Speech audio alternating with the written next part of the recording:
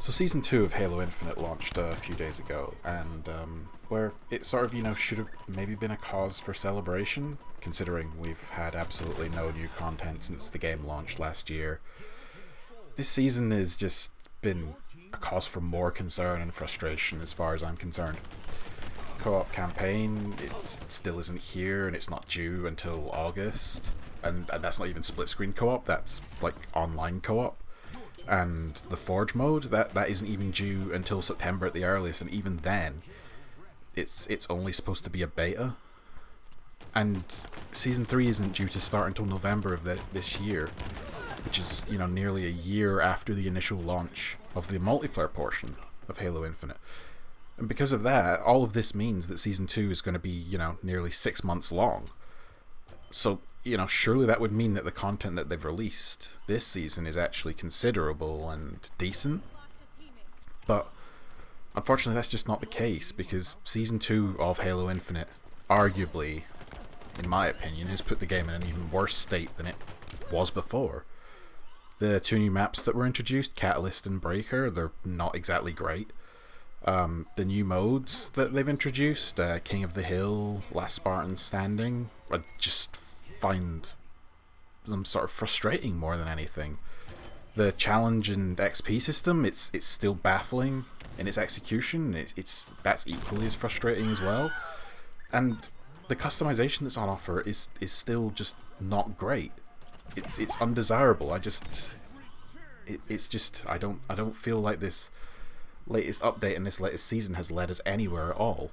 So, to begin with, I just want to talk about the big ticket item from Season 2, which is Last Spartan Standing, and I'm going to be honest, I think that this mode is completely awful, and in my opinion, it reinforces the fact that Halo Infinite would just struggle to integrate a fun and engaging Battle Royale mode if it were to fully attempt it. So, Last Spartan Standing itself is a pseudo Battle Royale experience that sees 12 Spartans vying to be, the last Spartan standing. And it takes place on the new Breaker map, which I'm going to talk about in a minute. You can respawn up to 5 times, and after that you're eliminated from the game. The main problem with Last Spartan Standing is in its overall execution. Everyone starts out with a disruptor and a sidekick, and as you get more kills, you get access to better, mostly, weapons and equipment. The main problem that arises from this is that those who do really well right out of the gate tend to simply just snowball their way to victory. And the snowball effect is exacerbated when you realize that, because you have to sort of hold the RB button or whatever button that you use to upgrade your loadout. Your best bet is to simply stick with the initial disruptor and sidekick combo as long as you can before you can accumulate enough points to get the assault rifle, bulldog, or battle rifle. And once you reach that stage, it's essentially GG. That's basically what I did in this game that's on screen at the moment. I stuck with the disruptor sidekick combo while everyone else was running around with manglers. I was still there with the sidekick, able to sort of hold my own. But the problem is as well, because lives are limited in this game mode, it really encourages this more kind of passive play style that I just really don't like, wherein sort of people just tend to stick to one area of the map. And the spawns are really quite predictable as well, especially at the beginning of the round. You're sort of guaranteed to have people on your left and right. Everyone just sort of kind of spawns in a big circle on the kind of outside of the map. As well as this, there's also the sort of periodic drops that occur that contain overshields, and to be frank, the most baffling part of this mode, active camo. And sort of obtaining either of these drops basically confirms at least one kill for you, because they are just completely overpowered.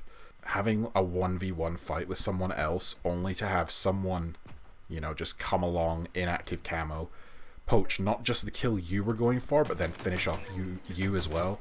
That's just not fun and isn't fair. I think that's one of the main problems with Battle Royale games in general, is the sort of third partying aspect, and that's really prevalent here, and it just takes all the fun out of it. Then there's the whole emphasis on the danger zone, which, another kind of Battle Royale trope, where, the ring will sort of come in and enclose everyone and push everyone together. But the problem with it in this mode is that it comes in far too late in the game to have any meaningful impact whatsoever, and when it does, it often results in just completely unfair scenarios. So, for instance, take this guy here, okay? This was a game that I came third in, and I decided to just wait out the remainder because this was the point where challenges for the mode weren't sort of tracking properly. So if you left the game early, it wouldn't track properly. And we'll get to the challenges in a minute. But, okay, so this guy here, okay, he was dominating this entire game. He was absolutely poised to win this game, no problem at all. He had multiple lives left, and his opponent only had, I think, 1 life left. So this guy, he dies to his opponent, okay, and literally the game spawns him into a position where he has to run into the danger zone to get back into the sort of safe area. And this brave guy, he absolutely went for it, and he ended up dying to the zone, which just completely sucks. This was something that was completely out of his control, and he was actively punished for it. But this is what the kicker is. He then respawned in the same place again, and impressively, he did manage to get back into the zone this time, but his opponent was now in a prime position and just completely ended him. Like, this guy lost this game through no fault of his own. I was actively pissed off for this guy. And you know what makes this whole thing even worse at the beginning of this season? The interference event that has just filled up. It has just filled up my challenges with nothing but Last Spartan Standing challenges. Which means if I want to level up at the beginning of this new season, I have to play this mode. 343 are making me play this mode that I have no strong feelings to. I mean, I say I have no strong feelings towards. I don't like it. I'm being forced to play this mode that I don't like. I'm being forced to play this game in a way where I don't want to play it. I just want to play the other modes, and I want to play on the new maps. This entire challenge system just needs to be gutted. It just needs to get out of the game. It needs to be reworked. It's complete crap. It needs to give us something meaningful that doesn't restrict player freedom. It's not a difficult concept to grapple with. So many other games have meaningful progression. I mean, hell, even just look at something like Call of Duty. I'm not the biggest fan of Call of Duty, but I will fully admit, yeah, okay, they somewhat do their progression quite well. Like, I look at that and it's like, yeah, cool, that's fine. Oh, and I suppose we should talk about the maps.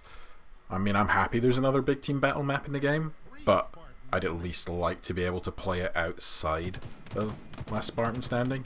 I've only played Breaker a handful of times in Big Team Battle since Season 2 launched, and even then, I feel somewhat apathetic towards it because Breaker isn't even that good of a map in the first place. They made such a big deal about this laser that travels through the middle of the map, but I haven't seen it make an impact on gameplay whatsoever. I've not seen a single player being taken out by it, but the map itself, it's just, I feel, not as well designed as the base game Big Team Battle maps. A Big Team Battle map should offer different opportunities, especially for vehicle gameplay, and Breaker just doesn't provide that, due to the middle of the map being very much a choke point, the center of the map being, like, you know, it's just that ramp and tunnel area, and that's the only place for vehicles to travel between points. On most Big Team Battle maps, there are opportunities to flank around and get the drop on players, or pull off sneaky objective-based plays, and Breaker just, I feel, doesn't simply offer that kind of gameplay. And I feel like as well, it feels a lot smaller, almost. I don't know if that's just in my head, but it feels smaller than the other Big Team Battle maps as well. It feels a lot more sort of claustrophobic. Catalyst, on the other hand, I've literally only been able to play that map once in the gameplay that you're seeing on screen now. It was a King of the Hill match that went, not gonna lie, terribly wrong. My team weren't that content on playing the objective, and the other team had their heads screwed on, so yeah, my only experience with Catalyst has been not a great one, I'll admit. I mean, the map looks good, but I mean, it is just, you know, another kind of generic Forerunner map. I appreciate that Breaker has a different aesthetic, but it doesn't change the fact that it's not great in my head. Overall, I just feel like I want Halo Infinite to be good. It's got everything there to make it an absolutely outstanding game. And I was looking forward to getting back into the game with what I was led to believe was going to be some kind of meaningful content. And not only that, but 343 have also patched out a bunch of fun tricks that players have discovered over the last few months. Like, why? Why are you patching things out that weren't affecting the game in a negative way? Halo Infinite, I feel, it's literally become the definition of a no fun allowed zone. Honestly, I've been going back and playing Master Chief Collection recently because they just updated that. with Flood in Halo 3 ODST's Firefight mode, and that's actually great, and I've been having a good time with that mode. That's meaningful content that brings something new and refreshing to a game that is quite literally 12 years old. Why isn't Halo Infinite getting this same level of treatment? I mean, I just hope that there's something else in the pipeline for this season, because this content hasn't even given me any amount of enthusiasm or like real enjoyment. How is this supposed to last the player base until November? I get that Co-op Campaign and Forge are still coming, and you know, maybe there will be a surprise or two at the Xbox and Bethesda showcase next month, but after so many delays and empty promises, I'm just so over it. There are other games that I want to play, and frankly I feel like my time would be better spent with them. I mean, like I said, I've even just been going back to play Master Chief Collection. I just feel like I'm having more fun with that at this point. I don't know, I love Halo, and I just want the best for it, and seeing it in the state that it's in just makes me kind of sad. Halo Infinite should be a great game. I just wish we had more of it, and that 343 stopped making all of these really bizarre decisions. I get the feeling that, yes, there has to be more to this season. You can't look at this roadmap that's on screen now and tell me that this is all that is coming over the next, how many months? 6 months? We'll go with 6 months. I don't know, man. I just feel burned out.